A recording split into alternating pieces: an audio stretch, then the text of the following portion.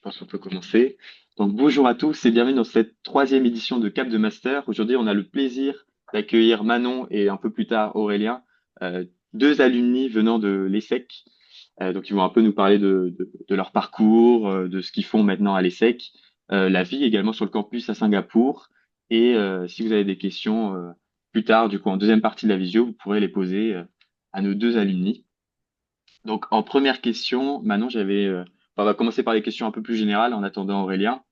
Est-ce que tu peux développer un peu plus ce que tu fais maintenant? Et également te présenter aussi. Dans quel master tu es maintenant? Qu'est-ce que tu as fait à la Cato? Voilà. Alors du coup, moi j'étais en licence économie-finance. J'ai commencé en 2022, donc j'ai fini l'année dernière là. Et j'étais en prépa 3, où je suis partie en échange à Taipei pendant un semestre. J'avais fait deux stages, un en financement d'entreprise et un en contrôle de gestion. Et après, j'avais pas de stage pour la troisième année. J'avais décidé de bosser dans un resto parce que je trouvais ça plus flexible par rapport aux oraux, etc.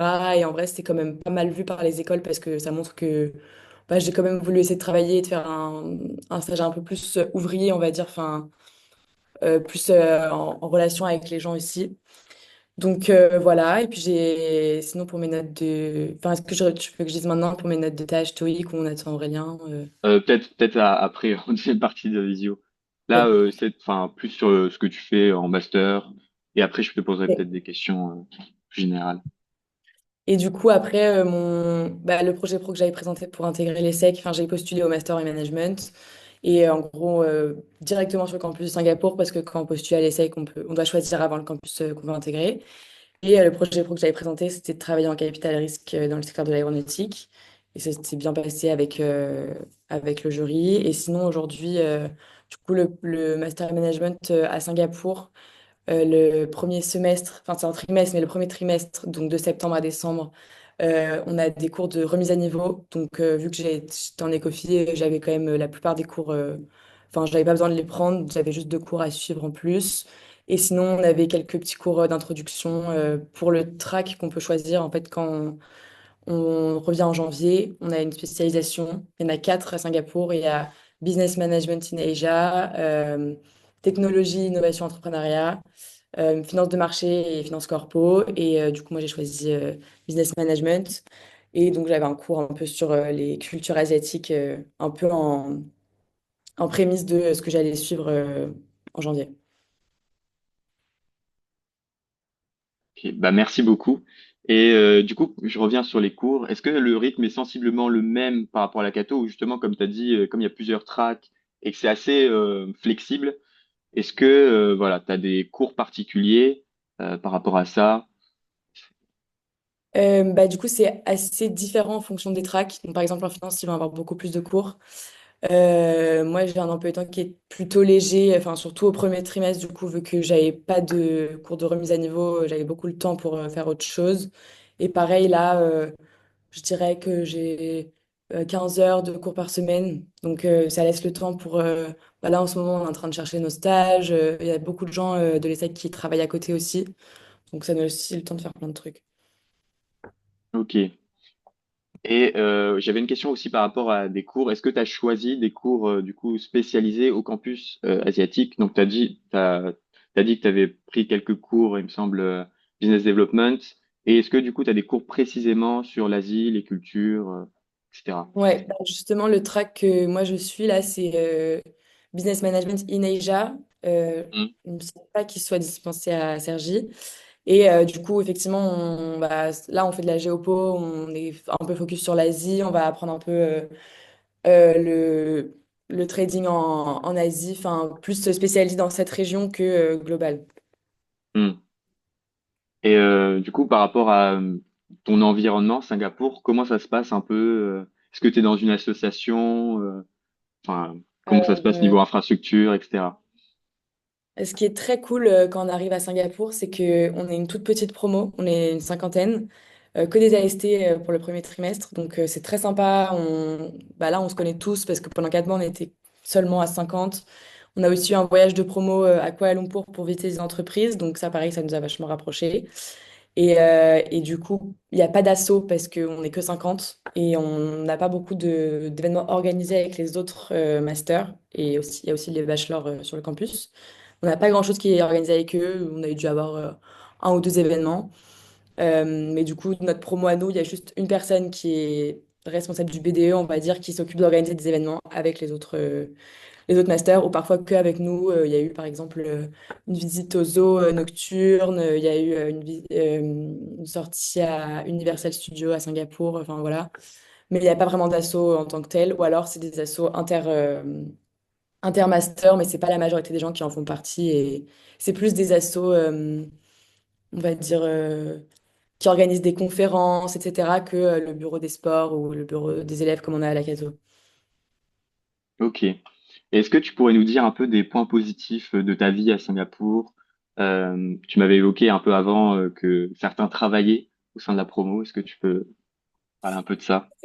D'un point positif, du coup, ce qui est très cool avec l'ESSEC, c'est qu'on a du coup, il faut un visa pour venir étudier à Singapour et l'ESSEC a un partenariat un peu avec l'État pour qu'on puisse travailler 16 heures par semaine. Du coup, il y a pas mal d'élèves, vu qu'on a beaucoup de temps avec notre emploi du temps qui est plutôt léger, pas mal d'élèves qui travaillent, soit qui font du tutorat, soit qui donnent des cours de tennis ou des cours justement genre de maths pour des collégiens ou pour des lycéens, etc. Moi, je travaille aussi dans un resto. Enfin, on a pas mal. Il y a aussi des gens qui sont en stage en temps partiel. On a pas mal d'opportunités qui s'offrent à nous et je trouve ça hyper enrichissant de venir quelque part et vraiment de. Là, on s'imprègne vraiment de là où on est, quoi. C'est pas juste on vit à Singapour et c'est voilà. Et sinon, les autres avantages, bah, c'est quand même un pays qui est super chouette à vivre. Enfin, il fait tout le temps relativement bon et chaud. Enfin, il fait 30 degrés toute l'année. C'est super propre, c'est super safe. On va jamais se faire embêter à Singapour. Enfin, voilà, très cool. Ça donne envie en tout cas. Et par rapport, du coup, tu disais l'environnement Singapour. Enfin, on sait que c'est une ville extrêmement moderne avec beaucoup d'entreprises. Et est-ce que tu as enfin, ça t'aide pour les stages? Est-ce que ça te permet enfin, d'aller voir les entreprises? Est-ce que tu as déjà eu des retours par rapport à ça ou voilà. Bah, du coup, il y a pas mal de. Enfin, l'école essaie d'organiser quand même souvent des événements carrières où il y a des professionnels qui viennent pour donner des conférences, etc. Donc, c'est possible d'aller parler avec l'intervenant après. Il y a aussi, du coup, bah, le voyage qu'on a fait à Kuala Lumpur. En fait, on visitait des entreprises où des alumni de l'ESSEC travaillaient. Donc, ça donne aussi la possibilité d'échanger avec eux. Pas forcément pour un stage, mais pour savoir un peu comment ça se passe en interne dans l'entreprise et le parcours des alumni aussi. Et sinon, l'ESSEC, il me semble qu'il propose des stages, bah, du coup, comme ce que j'ai tout à l'heure, de faire un part-time pendant qu'on est à Singapour, c'est possible. Et il me semble que l'ESSEC propose des offres. Mais je suis pas sûre à 100% et je pense pas qu'il y en ait des milliers, des cents, mais ça peut se faire, je pense. Et du coup, je sais que le parcours du coup de l'ESSEC à Singapour, il est extrêmement flexible, modulable. Est-ce que toi, tu as déjà un peu décidé comment tu vas l'organiser ou voilà, t'es encore Euh, En fait, ça, c'est vraiment ce qui est particulier à l'ESSEC, c'est le parcours à la carte. Et ça, c'est à Cergy ou à Singapour, c'est pareil. Mais en fait, on peut vraiment choisir tous nos cours. Là, du coup, là, comme j'ai dit, je fais la spécialisation en business management. Mais je peux choisir mes cours parmi cette spécialisation, en fait. Et même après, donc là, à Singapour, je fais un an parce que c'était comme ça d'emblée. Mais quand je vais finir mon année, j'ai le choix de aller directement à Cergy, faire un stage. Je peux me dire que je fais 6 mois de stage, 6 mois de cours, 6 mois de stage, 6 mois de cours, ou bien commencer une alternance. Enfin, en fait, on a vraiment beaucoup de possibilités qui s'offrent à nous et c'est très cool parce que en fonction des opportunités que nous on va avoir avec les entreprises, bah, l'école va s'adapter en fait. merci beaucoup pour ta réponse. C'est vrai que je pense que c'est assez compliqué un peu pour tout le monde de comprendre comment ça s'organise. Comme c'est assez, enfin, c'est assez différent des autres écoles de commerce. Euh, et du coup, je suis un peu à court de questions pour en attendant Aurélien. Je pense qu'on peut peut-être entamer quelques petites questions les plus intéressantes, on va dire. Luna, est-ce que tu voudrais... Je vais laisser Luna prendre la parole pour les questions, pour commencer les questions intéressantes. Ça marche, merci Vianney. On avait une question notamment, savoir comment tes admissions à l'EDEC, elles s'étaient passées. Donc, au niveau de la procédure générale, mais aussi au niveau de l'oral, comment toi tu penses qu'il faut se préparer à l'oral ou alors aux admissions en général? Alors, du coup, pour les admissions à l'ESSEC, c'est assez classique. Ils vous demandent bah, les tests, des petites infos sur. Je pense que ça, il faut vraiment mettre l'accent dessus et pas le négliger parce qu'ils vont vous demander si vous avez des expériences professionnelles, si vous avez des expériences associatives, si vous avez des expériences à l'étranger, juste écrire un petit texte. Mais je pense que c'est important de bah, pas juste écrire trois bullet points et voilà, il faut un peu plus développer, je pense. Et la particularité de l'essai pour les candidatures, ça va être les essais.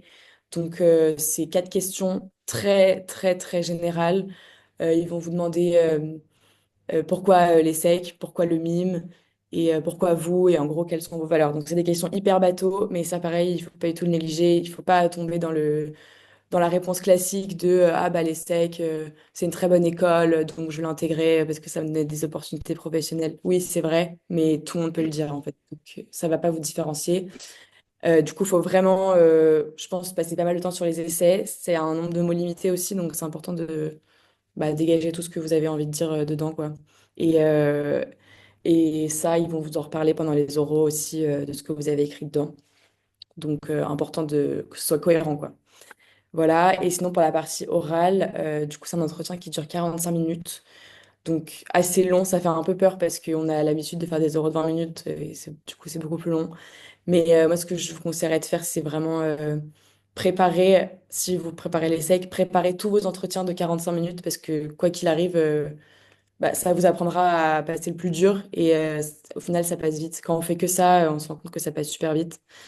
Et sinon, pour mon entretien, moi, comment ça s'était passé? Je trouve que par rapport aux autres écoles et par rapport à ce qu'on avait fait à la Cato, ils nous parlaient vachement plus de nous, notre personnalité. C'était vraiment un entretien de personnalité, pas trop des expériences pro. Enfin, ils m'ont demandé évidemment mon projet pro, qu'est-ce que j'ai fait comme stage, etc. Mais je trouve que l'entretien était vraiment centré sur qu'est-ce qui me révolte. Est-ce qu'il y a des situations qui me stressent? Comment je me comporte en groupe? Quelle place je prends? Est-ce que je préfère être leader ou enfin voilà ces questions-là. Et je trouve pas que ce soit des questions qui soient essentielles à préparer. Enfin moi c'était des questions que j'avais pas préparées et ça se prépare pas forcément, mais il faut juste essayer d'être quand on y répond d'être authentique et pas essayer de s'inventer quelque chose parce qu'ils vont le voir en fait. Ok, donc c'est assez intéressant parce que c'est pas, on a l'impression que bah, du coup l'entretien oral à l'ESSEC en fait est un peu différent peut-être des autres écoles. Donc Ouais. surtout d'axer sur la personnalité, c'est intéressant je pense pour nous AST. Pardon. Donc voilà. Bah écoute, merci du coup pour ça. Et d'ailleurs, toi, tu penses à l'oral, est-ce que tu penses que, il y a une qualité ou un point que tu as mis en avant durant l'oral ou dans ta candidature qui, tu penses, t'a démarqué et du coup qui pourrait être finalement qui pourrait se retranscrire en conseil pour les étudiants à donner? Je pense qu'il y a deux trucs. Déjà, il y a quelque chose qui est hyper, enfin que tout le monde peut appliquer, c'est le fait de toujours lier toutes vos expériences par rapport à ce qu'on vous demande. Tout le temps illustrer, tout le temps dire ah oui bah je suis une personne comme ça et d'ailleurs j'ai pu le démontrer pendant cette expérience. Enfin ça c'est hyper important de savoir bah, montrer qu'il y a un fil rouge, que c'est pas juste voilà, enfin que c'est concret quoi. Et un autre truc que moi j'avais mis en avant qui a plu, je pense, au jury, c'était que, en fait, moi quand j'étais plus petite, j'ai vécu à l'étranger. Après, j'ai fait mon échange. Du coup, j'avais pas mal grandi dans des environnements internationaux. Et j'avais mis ça en avant pour le campus de Singapour parce que j'avais dit que, il y avait, enfin, à l'ESSEC, il y a quand même plusieurs nationalités et plus à Singapour qu'à Cergy parce qu'il y a beaucoup de nationalités asiatiques et donc pour eux, c'est plus proche de commencer par Singapour que par Cergy. Donc j'avais expliqué que je savais bien vivre avec différentes nationalités et faire en sorte d'intégrer tout le monde. Voilà, en gros, c'est ça. Ok, bah écoute, c'est super. Et donc, on va passer à la grande question qui intéresse en général beaucoup de nos téléspectateurs, si je puis dire. C'est donc, enfin, on demandera aussi après, mais quels étaient tes scores de Taj-Maj et donc de TOEIC? Et du coup, est-ce que tu penses qu'il y a un score cible à l'ESSEC ou est-ce que c'était cette année-là un score en particulier? Et du coup, est-ce que tu as des conseils pour nous pour bah, bien réviser le Taj-Maj et le TOEIC? Voilà. Alors, Pour le TAJ, moi j'avais eu 393 et au TOEIC j'ai eu 980. Du coup, pour le TAJ, mes conseils, bon, bah, du coup, j'ai pas une note excellente. Enfin, je pense qu'il faut toujours viser plus dans tous les cas. C'est très dur de dire si c'est un score cible ou pas parce que bah, déjà là, tous les gens qui sont à Singapour n'ont pas passé le TAJ. Il y a beaucoup d'ASTI, donc ils ont fait GMAT, GRE, etc. Mais j'ai l'impression qu'en général, les élèves ont des meilleures notes que moi au TAJ. Et après, je sais pas, pareil à Cergy, ils sont beaucoup plus nombreux à être en AST et je sais pas du tout leur score. Donc, je pense pas qu'il faut se dire qu'il y a un score cible, je pense juste qu'il faut aller au meilleur score possible. Et mes conseils pour bosser le tâche, ce serait de vraiment faire des tâches blancs, bachoter, bachoter, ça je pense que vous le savez déjà, mais faites des tâches blancs parce que ça vous met en condition et ça vous force à travailler tous les sous-tests. Faut surtout pas oublier de travailler le français, les conditions minimales, et le raisonnement et les textes, parce qu'en fait, même si on peut pas trop s'améliorer sur le fond, c'est la technique de savoir lire un peu en diagonale, savoir revenir à la ligne où on se rappelle qu'il y a la question, voilà. C'est plus sur la technique que sur vraiment le fond, quoi. Donc voilà pour le TAJ. Et puis pour le TOEIC, euh, je dirais que il faut, je sais, pour le TOEIC, je sais pas trop parce que moi je l'ai passé qu'une fois. Et j'avais des facilités en anglais, donc j'ai pas trop eu besoin de le travailler, mais je dirais qu'il faut bosser la partie écrite. J'ai l'impression que c'est là où c'est le plus dur et en faire plein aussi. Et moi, ce que je faisais, je sais pas si c'est bien de donner ce conseil, mais moi, je commençais par la fin des textes parce que je savais que c'est ça qui me demandait le plus de concentration et que j'étais encore bien dans le truc et tout à la moitié du test. Donc, je commençais par la fin et dès que je sentais que ça me saoulait un peu, je revenais au début. Après, je retournais à la fin. Mais bon, je pense qu'il faut pas faire ça. Je pense qu'il faut, si vous savez que vous avez du mal à vous concentrer, commencer par la fin parce que c'est ce qui demande le plus d'attention. Et après, les questions de grammaire, bah voilà. Et ça, pareil, si vous pouvez les bosser, vous notez vos règles et tout, c'est bien aussi. Ok, super. Et t'as eu combien au TOEIC, toi, du coup? 980. Ok. Et ah oui, j'ai oublié de répondre à ça, mais il n'y a pas de score cible non plus à l'ESSEC. Il me semble que, il y a juste un score minimum de 850, mais que le TOEIC, ça n'a pas une énorme importance pour l'ESSEC. Après, je vous conseillerais quand même de le bosser à fond parce que les autres écoles, je sais que le SCP le regarde beaucoup, donc à ne pas, enfin, ne pas négliger non plus, quoi. Ça marche. Bon, bah, en tout cas, merci beaucoup. Je pense que ça fait des nouveaux conseils, en tout cas. Même de travailler toutes les sous-tests, tous les sous-tests en fait du TAJ, puisqu'on nous dit souvent de axer sur les maths, mais donc c'est important de ne pas oublier et de pas négliger les autres. Et je pense Et- que c'est ouais, là où vous pouvez faire la différence aussi, parce qu'effectivement, les maths, c'est là où on a la plus grande marge de progression, parce que ça s'apprend vite, etc. Mais là, vous allez gagner des points par rapport aux autres, parce qu'il faut pas oublier que c'est un concours et que du coup, vous êtes en concurrence avec d'autres personnes, qu'il faut avoir mieux que eux. C'est que les autres personnes vont peut-être moins bosser justement ces sous-tests-là et donc perdre des points dessus que vous pourrez gagner du coup en les bossant plus. ok. Bon, bah, écoute, super et merci pour ces conseils. Et donc là, je vais plutôt te poser des questions au niveau des sessions de candidature, il me semble.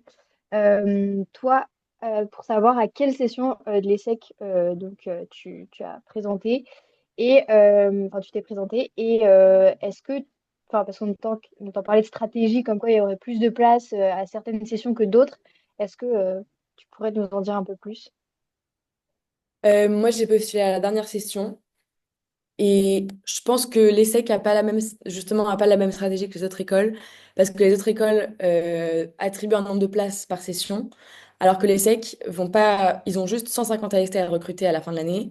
Et s'ils en prennent 100, je dis n'importe quoi, hein, mais s'ils en prennent 100 à la première session, bah, il en restera que 50 sur les trois autres. Et c'est dommage, mais voilà. Mais si, par exemple, ils en prennent que 20, bah là, alors ils vont recruter plein sur les autres sessions. Donc c'est très difficile de savoir s'il y a une bonne stratégie. Moi, je pense qu'il faut le faire quand votre dossier est le meilleur et ça maximise vos chances, quoi. Faut pas, enfin, même si vous n'êtes pas prêt, aux oraux, ça va se ressentir aussi. Enfin, je pense que vaut mieux, moi, je dirais qu'il faut mieux postuler à la dernière parce que c'est là aussi que vous allez mieux préparer vos oraux. Vous allez avoir le temps, après les partiels, etc., de bien préparer vos oraux, de faire plein d'oraux plans, etc. Et dans la foulée, vous allez préparer toutes les écoles Et c'est là que vous serez les meilleurs, je pense. Ok, ok. Bon, bah écoute. Et du coup, on voulait te demander après, enfin, savoir si tu pouvais nous partager un peu de ce que tu as fait en stage, mais tu nous as déjà dit un peu ce que tu avais fait comme stage. Mais peut-être savoir comment tu l'as mis, comment tu as mis en avant tes stages, bah, du coup, lors de tes oraux, même si apparemment les sectes t'en a moins demandé là-dessus. Voilà, comment en parler finalement et comment peut-être lier. Bon, après, toi, tu avais des stages du coup qui étaient assez en lien avec ton parcours, peut-être en écofi, mais Ouais. s'il y a peut-être même des conseils pour d'autres qui ont des stages qui sont pas du tout en lien, comment s'en sortir en fait un peu avec ça. Bah, du coup, je vais redire vite fait les stages que j'avais fait, mais j'avais fait un premier stage dans une filiale de Thales qui faisait du financement de PME.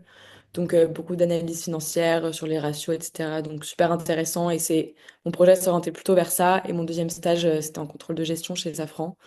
Ça m'avait moins plu, mais je voulais. Enfin, du coup, mon projet pro s'orientait vers l'aéronautique parce que les deux boîtes où j'avais travaillé, c'était dans l'aéro. Donc, ça, c'était plutôt cohérent. Donc, je dirais d'essayer de lier votre projet pro à au moins un de vos stages que vous avez fait. Et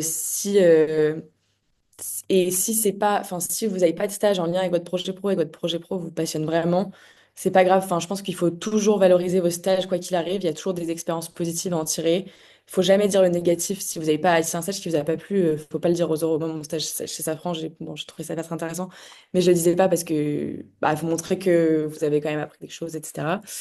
Et après, pour les expériences, enfin, je sais qu'il y a pas mal de personnes qui avaient du mal à avoir deux stages en entreprise.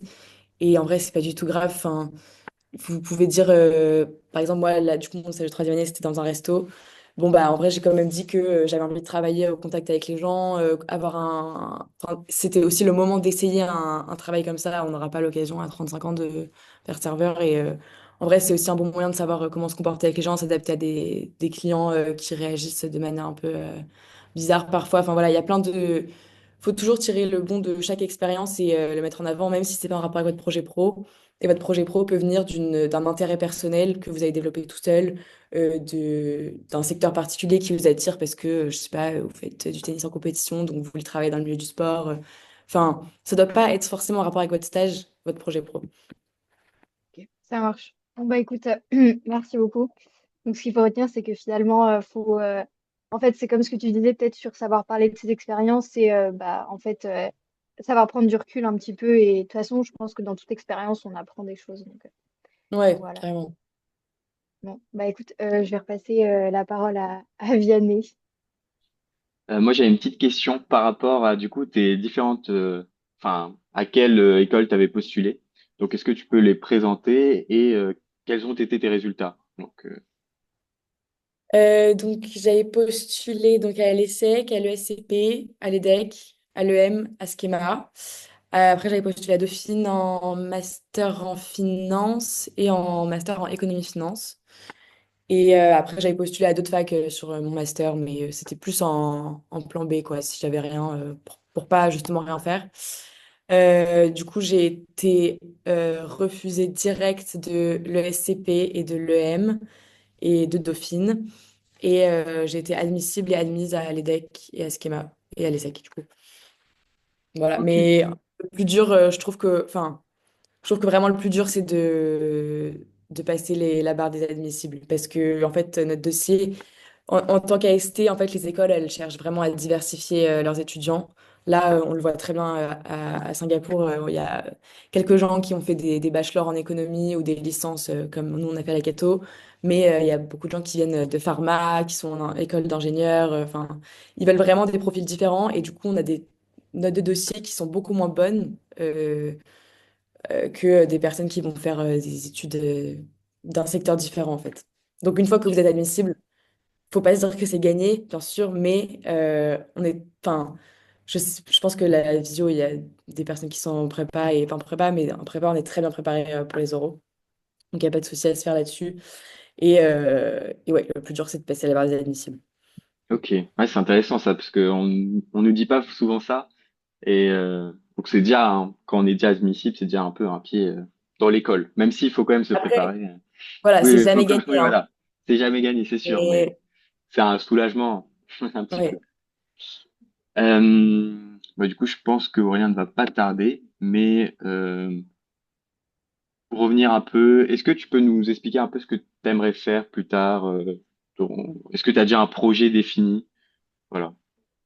Bah, du coup, là, je continue un peu sur le projet pro que j'avais présenté aux oraux, à savoir capital risque dans... Enfin, là, j'élargis un peu ma recherche parce que normalement, je voulais faire dans le secteur aéronautique, mais c'est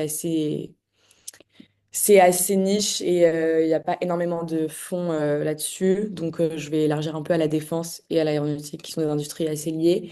Et là, du coup, je commence à chercher mon stage. Mais c'est compliqué de commencer dans un stage dans un domaine un peu technique comme ça, sans beaucoup d'expérience. Enfin, du coup, j'ai fait 2 stages de 3 mois.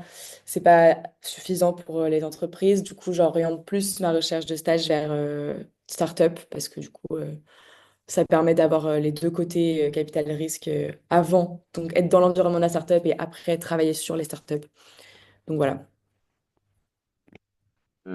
Et tu comptes faire un peu une année de césure entre tes 2 années ou... Ok. Ouais, bah du coup là je cherche un stage pour à partir de juillet. Donc là ce serait de faire 2 stages de 6 mois. Voilà, j'ai commencé un petit peu à chercher. Là on se met dedans doucement, mais on n'a pas, enfin on n'est pas encore très avancé dans le processus. Ok. Ouais, c'est hyper intéressant. Et du coup, ce serait plutôt des stages en Asie. Non, pour ma part, Ah, enfin, c'est assez compliqué de travailler en stage à plein temps à Singapour parce que ouais, c'est des visas, etc. Et moi je sais que j'ai envie de rentrer en France pour ma césure. Après, c'est possible de le faire ailleurs en Asie. Enfin, on peut vraiment faire comme on veut. C'est juste qu'à la fin de l'essai, on doit valider 12 mois d'expérience professionnelle. Après, libre à nous de le faire entre les 2 années de master, à la fin du master, de faire 6 mois, 6 mois, comme j'ai expliqué tout à l'heure. Enfin, hmm. ça, pour le coup, c'est propre à chacun, donc c'est très flexible. Et j'ai vu que pour les SEC, tu pouvais compter ton année d'échange que tu as fait ou alors des expériences de stage que tu as faites par le passé à l'étranger comme étant des expériences à l'étranger pour les SEC. Est-ce que toi, tu l'as fait ou... En gros, du coup, vu que les sexes est très flexible, ils ont quelques critères, on va dire, pour valider le diplôme. Et parmi ces critères, il y a du coup le fait d'avoir fait 12 mois en entreprise et d'avoir fait 6 mois à l'étranger. Donc effectivement, c'est une démarche qui prend un petit peu de temps quand même. Du coup, moi, j'avais juste mis un de mes stages que j'avais fait à la Cato, juste au cas où, si je fais genre 10 mois et demi, et voilà, enfin, pour pas être embêtée. Et pour l'expérience à l'étranger, à Singapour, on n'a pas besoin de le faire du coup parce que ça, on fait nos 10 mois ici, donc ça compte comme un échange. Mais vous pouvez carrément mettre les échanges que vous avez fait par la Cato et ce sera validé normalement par les SEC. Ok. Bah, c'est top de savoir ça parce que du coup, ça permet de gagner un peu de temps si on compte faire autre chose. Et donc plus tard, tu aimerais beaucoup travailler en Asie, du coup, dans ce que j'ai compris dans la défense, ou alors pas du tout, tu reviendrais forcément en France en dehors de tes stages ou... Pas forcément, enfin. Pourquoi pas en Asie? Je pense que le fait de faire un programme comme ça à Singapour, ça nous ouvre beaucoup de portes pour travailler en Asie. Hmm, Aujourd'hui, je sais pas si c'est ce que j'ai envie de faire, mais enfin, le fait que j'ai fait mon master ici, je sais que ça me laissera des portes ouvertes pour travailler un peu en Asie. Et voilà, et même le programme de business management en Asie, bah, ça nous permet aussi de voir un peu comment se passent les échanges ici. ok. Bah, merci beaucoup. Je pense qu'en attendant qu'Aurélien arrive, on va peut-être prendre quelques questions si... enfin, je sais qu'il y en a une qui est de Charlotte. Du coup, est-ce que avoir une expérience à l'étranger est vraiment un plus pour l'ESSEC Singapour? Donc, j'imagine pour les candidatures aux oraux. Euh, bah, dans tous les cas, ça va être un plus pour toutes les écoles parce que ça montre que vous êtes parti de chez vous, que vous avez dû vous faire un peu une nouvelle maison ailleurs dans le monde. Ah bah il y a Aurélien qui est là. Donc voilà. Après, 'fin, je pense que nous, en venant d'AST et en ayant fait une licence d'économie, on n'a pas un dossier déjà hyper différenciant. Je pense que c'est vraiment mieux. Après, ça ne veut pas dire que c'est obligatoire et que si vous n'avez pas fait d'expérience à l'étranger, c'est impossible que vous soyez admis. Hop, bah merci. Je vais essayer de demander à Aurélien peut réactiver son son. Me voilà, bonjour, Ah, excusez-moi du parfait. retard. Bonjour. Me voilà, T'inquiète, pas de bonjour. souci. Du coup, on va reprendre un peu des questions. On a déjà posé des questions à Manon assez générales sur le campus. Donc là, on va essayer de te poser des questions assez rapidement sur un peu des questions assez précises. Par rapport du coup à ton score TAJ et ton TOEIC, euh, quels ont été tes scores? On sait que Manon, elle a eu des scores enfin, assez bien. Qu'en est-il de toi?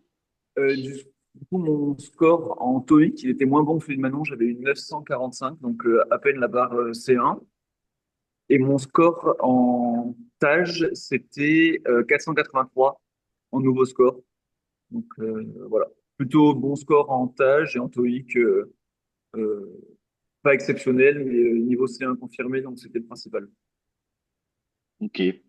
Et par rapport du coup à comment s'est passé tes oraux, est-ce que tu as une particularité dans les oraux qui t'a permis de bien réussir et d'être Ouais. admis?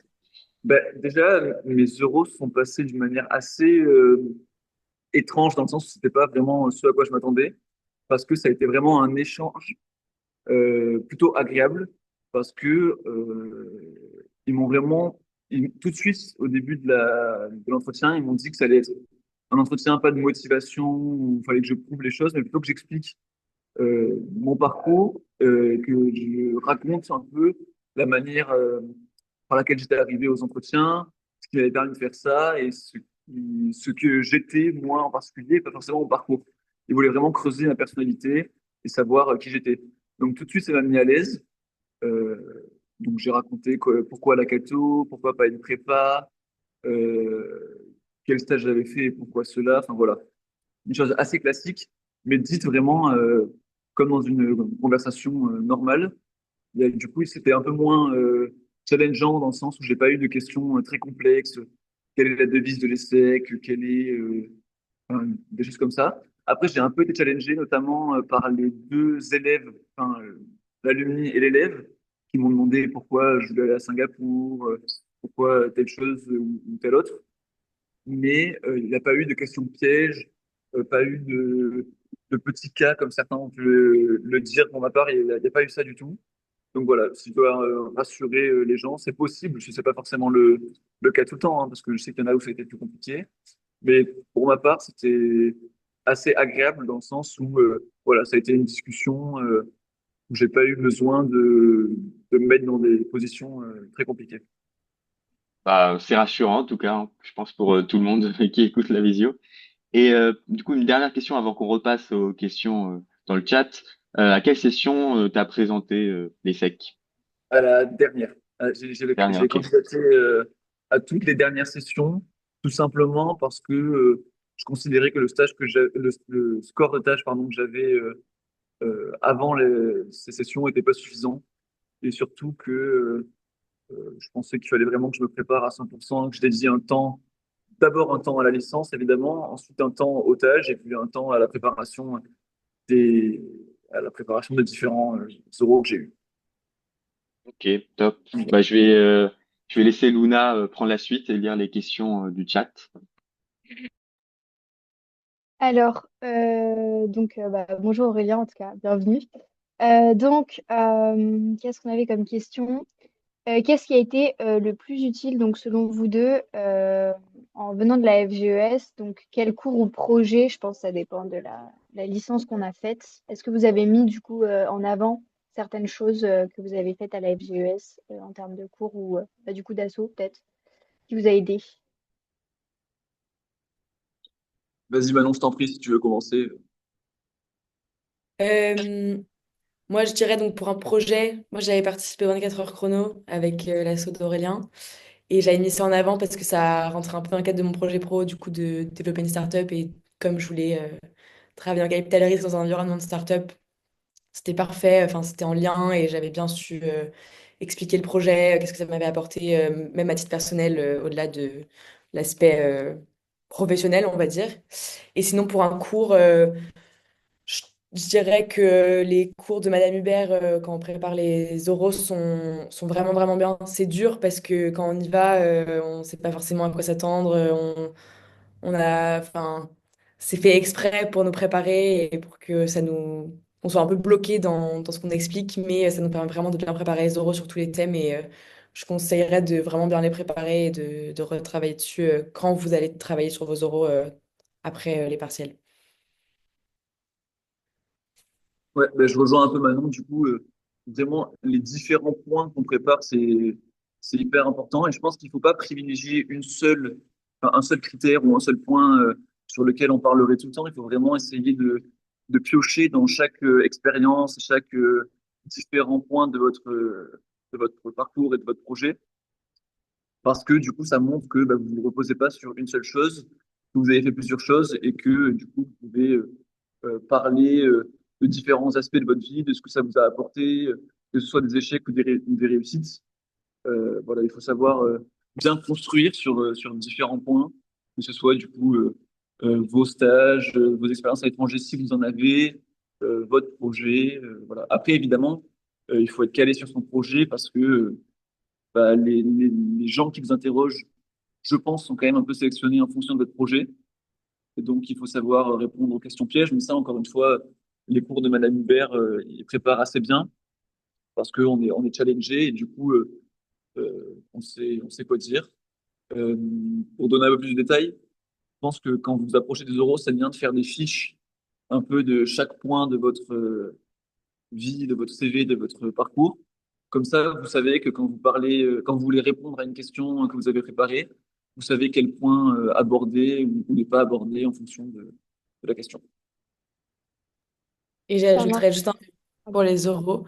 Du coup, comme je disais tout à l'heure, je vous conseille vraiment de faire plein d'oraux blancs et de, à la fin des oraux, noter les questions où vous vous êtes dit, ah ouais, là, je sais pas quoi répondre, ou ah oui, là, j'ai l'impression que ma réponse est vraiment pas terrible, faut que je retravaille dessus.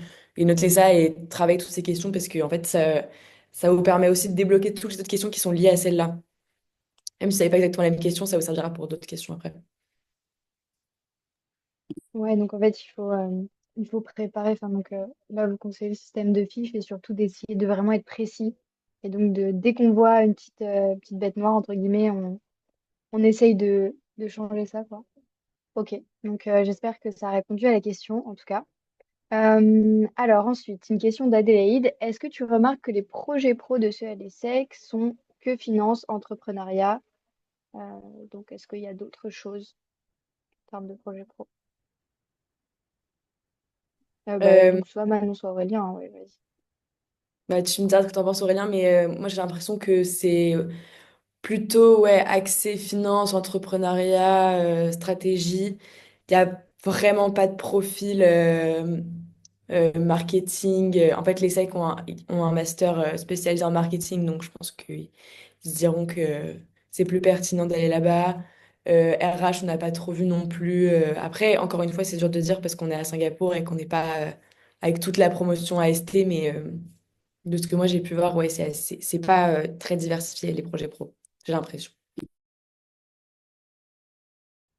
Ouais, bah, un peu la même chose, pas mal de conseils et de finances. Parce que tu disais maintenant que les gens n'étaient pas trop en marketing parce qu'il y avait aussi un master marketing à l'ESSEC, mais il y a aussi un master finance. Donc, je sais pas trop si c'est pour ça, mais je pense que bah, il y a deux choses pour le projet pro, c'est que il doit être un peu ambitieux quand même parce que sinon on va vous dire bon bah pourquoi faire l'ESSEC si vous pouvez faire quelque chose de, enfin si c'est pas très compliqué dans le sens où vous pouvez le faire aussi dans une autre école et aussi que vous soyez presque, enfin vraiment, que vous soyez motivé par votre projet pro et que vous le montriez.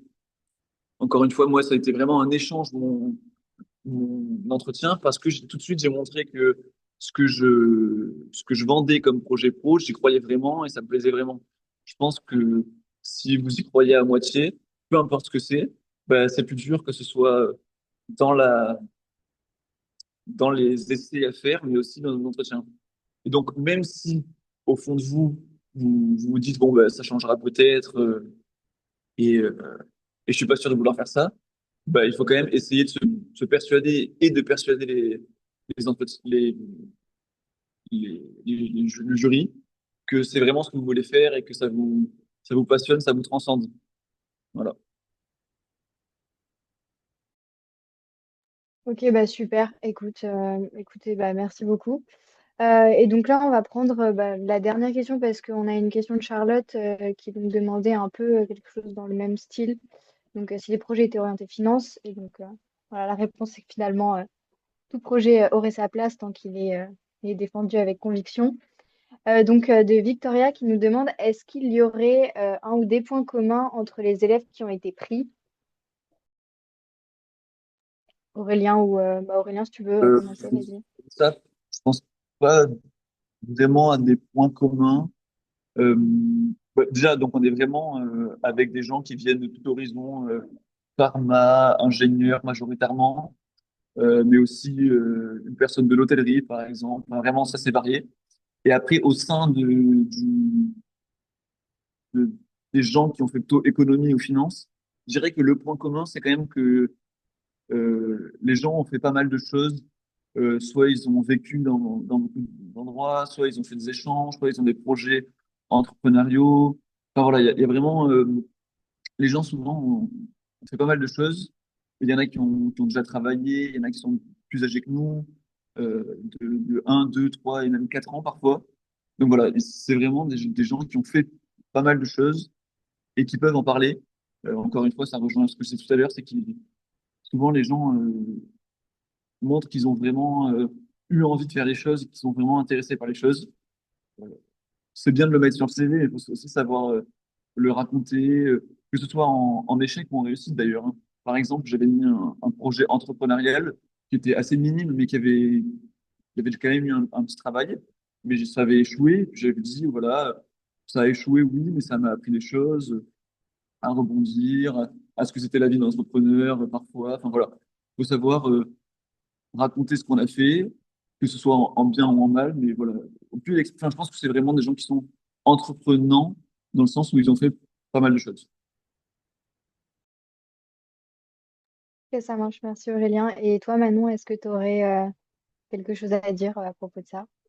Bah, je suis assez d'accord avec Aurélien, c'est dur de mettre un point commun à toutes les personnes qui sont là parce qu'on a tous des parcours hyper différents, pas du tout le même âge comme ce que disait Aurélien, donc il y en a qui ont eu le temps de travailler dans une pharmacie, enfin, et nous on a fait juste 3 ans à la gâteau, enfin c'est hyper diversifié, donc ce serait dur de mettre un point commun, mais ouais, je suis d'accord avec ce qu'Aurélien a dit, que tout le monde a été assez proactif dans ses études antérieures. Pas juste dans les études, mais dans tout ce qu'ils ont pu faire à côté. Ouais, ça marche, merci beaucoup. Bah écoute, Vianney, je vais te passer la parole. Bah, merci en tout cas Manon et Aurélien pour avoir été là pour la visio. Je pense que ça a aidé beaucoup de gens, vos expériences. Et bah, je pense on va en rester là. C'était un plaisir de vous avoir encore une fois. Et merci à tous ceux qui étaient présents pour la visio. On se retrouve la semaine prochaine pour un cap de master spécial schéma. Et bonne journée à tous. Merci beaucoup et encore désolé pour le retard. Pas de Et si souci. certains veulent nous Merci contacter, d'avoir été n'hésitez là. pas, hein, si vous avez d'autres questions, pas de souci. Ouais. Merci à vous. Allez, au Au revoir. revoir. Au Bonne revoir. journée.